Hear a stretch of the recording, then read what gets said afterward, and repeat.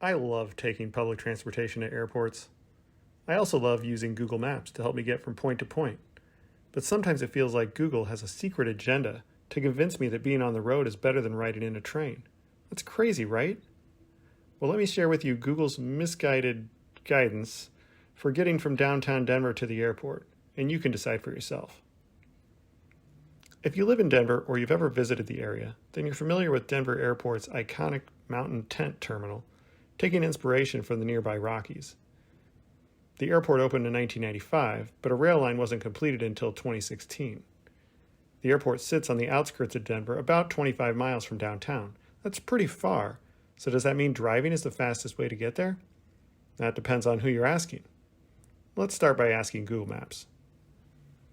I'm going to use Union Station, another iconic Denver transportation hub, as my downtown starting point.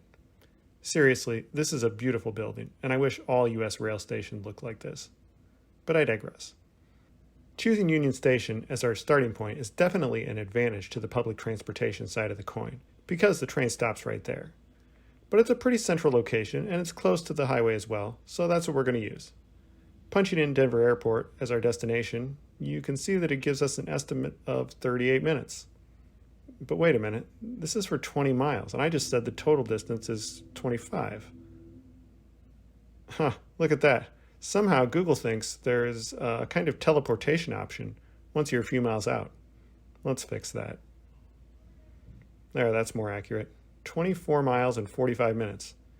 This is about 4 p.m. on a weekday, so it looks like we're being impacted by a bit more traffic than usual, and maybe a wreck on I-70. That's what you get sometimes when you drive.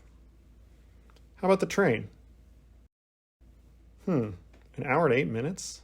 That seems off. Let's click on the details to see what we can uncover.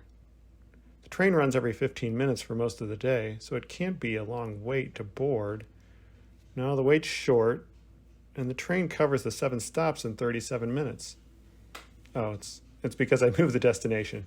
So Google wants to take us on a scenic tour of the parking lots. Not sure why we wouldn't just walk through the terminal, but whatever.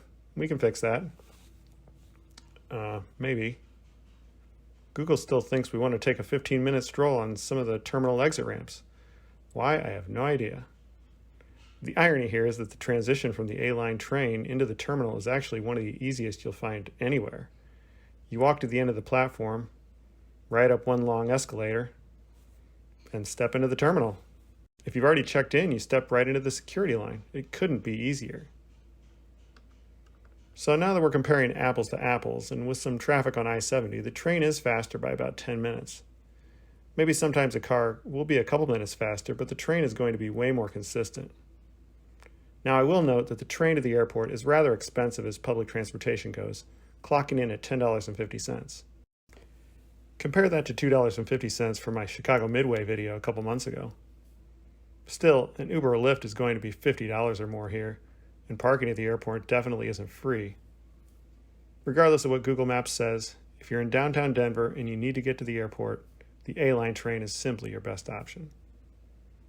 Speaking of options, I know you have many choices when it comes to YouTube touring, and I appreciate you joining me here on Point to Point today. Feel free to subscribe if you'd like to be alerted to upcoming videos, and leave me a comment on what you want to see in future videos. Thanks for watching.